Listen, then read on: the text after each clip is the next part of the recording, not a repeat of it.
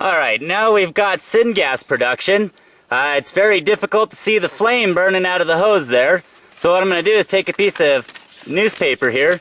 I'm going to hold it up over that so you can see there's actually a flame burning there. I'll put that back out and show you again. The flame is almost dead clear and impossible to see. You can see it lights it right back up. That's because that flame is basically a pure hydrogen flame. I'll put it out real quick here and show you the smoke coming out of there. So there you go, you can actually kind of see the color of the smoke, but you notice it's very clean. Now I'll light that again here for you and show you just what it does. Now you didn't even see it light. I'll take that piece of paper there, hold it over it, and once again the piece of paper's on fire. So we've got really clean synthetic gas being produced here at the end there. So there you go, you can see just the volume of gas being produced when it's not on fire. How it's rolling out of there. Once again, and these lighters are tricky, there we go. That's the difference when it's lit. It's a very long flame. So one of the next videos I'll be showing is how to run a generator and how to use your propane powered refrigeration system off of that gas. So let me go ahead and put it out. You can see it burning here against the background. Even with the wind, it's not putting it out. It's a healthy flame. Alright, there we go. Let's go ahead and run that tube out a little bit just in case there's any moisture gaining inside of it. Alright, so here we go. We're going to go back over it real quickly here. You can see I've got a pressure leak a little bit right there and it's blowing some oil. I'm going to have to fix that, obviously. Definitely getting oil in that container. If we come over here, look inside the jug now. It's about just a few minutes after the last time I showed you, and there's quite a bit of oil in there. If we look up in here and see if we can see the drips again, which I don't know if we're going to be able to. It's pretty thick in there. Yes, you can still see it just for a moment there through that cloud. It's still dripping quite nice. Obviously a very high grade oil we have here. Look at the color of that. Very auburn colored, or like a honey oil in a way. So that's hopefully going to be our highest grade of refinable fuels out of this. Let's go ahead and take a look now into the fourth one and see if now we're getting, well, I can see smoke coming into the system here. I don't actually see any drippage going in, but if the smoke's going in, actually here on the walls, you can see some condensation. It's very, very clear looking. Almost no color to it anywhere in there. And in fact, there is some building in the bottom. It's going to be difficult now. Maybe after running it for the day, it'll build up enough to show you, and then we'll dump it out and I'll show you the color that we're actually achieving. This is very clear. I'm not really sure if this is pure moisture or if it's going to be a high grade of an oil of some kind. We'll find out here not too long after today's run. Wow, look at the color of the smoke when you do that. Really, really dark in that first stage. There's the color of the oil. That's got a really nice consistency to it. Feels a lot like a crude motor oil, which I'll show you some experiments to show you just how like any normal crude you've ever seen this really is by putting it in a cup of water and showing you how it floats. So there we go. Alright, so you can see now just how much oil we've produced. You can see by the splash effect happening in the jug that we're still got a pretty good drip in there. The ripples inside show us that. The other container over here, the collection container, is building up. It's got a good color inside of it also. So yeah, this is the third container, and that's still putting off a really nice auburn honey colored oil. It hasn't changed or gotten any really darker. We still have a little bit of a layer of dark mass crude sitting up on top, but not much.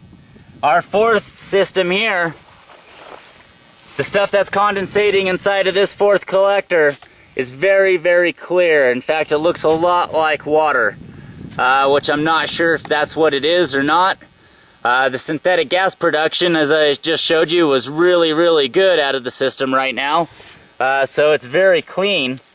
Here, this may be an oil, but it also could just be pure pure water condensation inside of this system.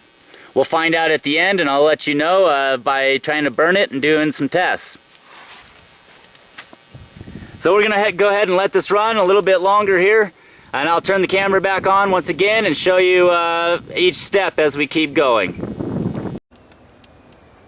Well, here we are. We're about 15-20 minutes in here at least.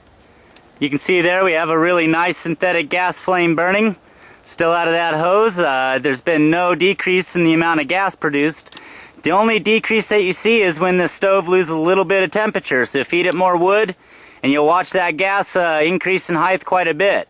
So I thought I'd just show you that. You also see there in the background just how much more oil we've captured inside that third collector. It's getting pretty full there. For one run of wood so far, that's not so bad. It's a lot more than I thought I'd get in the third collector. You can really see the quality of that flame being produced like that out of the end of that hose. Synthetic gas is very usable. Obviously, there is a lot of energy being produced, and that's been more than 20 minutes or so of about that steady of a stream. So obviously you could run, when you're heating your house, you could easily use this system to run a generator. It's way more gas than you would need to just power your propane-powered refrigeration system. You could power a couple refrigerators off of that much gas there. So let me go ahead and turn the camera back off, and I'll turn it back on towards the end here of our production run and show you what it looks like. Just wanted to give you a quick shot of what it looks like around that barrel in there. You can't see it from the other side. This is the exhaust side of that. I've got blocks up the sides kind of there and just an exhaust out the top, but you can see how equal that fire is rolling around that barrel, creating nice heat and pressure inside of that. And that's why the system works as well as it does. Alright, so it's been about 35 minutes now. The Syn-Gas looks like it's slowing down a little bit, but I also lost some temperature on the wood stove, so it could be that. Obviously the gas is still very volatile, holding lots and lots of energy still. One neat thing about this that I wanted to show you, which is a good sign, let me put that out, is this. If I take this hose and I drip, if there was any moisture being built at all inside of this hose right now, that means my system's failing. So if I lift this hose up from this end towards that end over there where the smoke's coming out, let's slowly do this.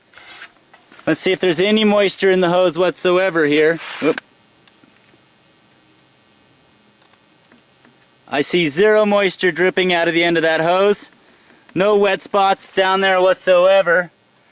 That's a great sign. That means we're condensing out all the possible moisture we can out of this. It's a very clean synthetic gas produced right there. Something that can be used in an engine without destroying the engine. Let's see how nicely that lights. So there you go. Very nice fuel source. Like I said, this has been about 35 minutes. Let me go ahead and set that back up the way it was, just to make sure. We'll test it at the very end one more time to see if there was any moisture content built up in the pipe. So far there's been none. So there we go. Let's go ahead and light that one more time. And there you go. That's a great clean burning gas. It takes no time to light. Tomorrow I'm going to hook that up to two different things. First to a generator and then to a propane powered refrigeration system. Once again in the background you notice our oil production there. I'm not sure how much more we can produce here. It looks like there's still a little bit of action happening in there, so let me go back around to that jar here. We'll see if there's any dripping still happening in there. Take me just a second here. Let's see if we can catch any kind of action taking place inside the jar here. Oh, yep, there was drip action there. I just saw the tension on top move there slightly. Try to hold still, see if you can see it. Not a lot, obviously, so maybe what's happening here is the water. No, the jug still feels pretty cool. That still feels pretty cool. The water inside our condensation, or condensate. Alright, so we finally achieved the end of this run. Right now you can tell there's almost zero smoke coming out of the end of that hose, which we can actually still light, in fact. I can show you that that's actually lit with another piece of paper. There is still actually a flammable gas coming out, but it's so very little. I don't even know if there's a flame there anymore. Let's see. Nope. Alright, maybe it went out. The wind is blowing. So that's a pretty good sign that we're basically done on synthetic gas production. So there we go. Now we'll go over here and take a quick look at what we were able to produce in the third container. And then I'm going to open up the other jugs and we're going to do a full showing of just how much was produced within the system. So here you go. That's a pretty good indicator of just how much we got in the final and third condensing system here. Put my finger up to that so you can kind of get a visual of just how much. Not a lot, but quite a bit for the very third end of it all. For a small amount of wood, it's a lot more than I was expecting in the end. One nice thing is we got very, very little in the bottom of the fourth condensing jug, just a little bit there. That's a great safety measure to make sure the gas going into any generator or any other unit is very, very clean. It's a great sign that not much made it in there. So let's go on here and just look. We've got quite a great crude apparent here up on the top. Let me go ahead and put my finger in that. As you can see, this is a really nice black crude. I got some shadowing here, weird time of the day. So that's really nice. I got a little bit of a pressure seal right there that blew, so I'm going to have to fix that so I don't get this up on top up here. Let me wipe that off there. It's got a really nice oily color to it, nice consistency. That's about as watery as that one's going to be in the second container here.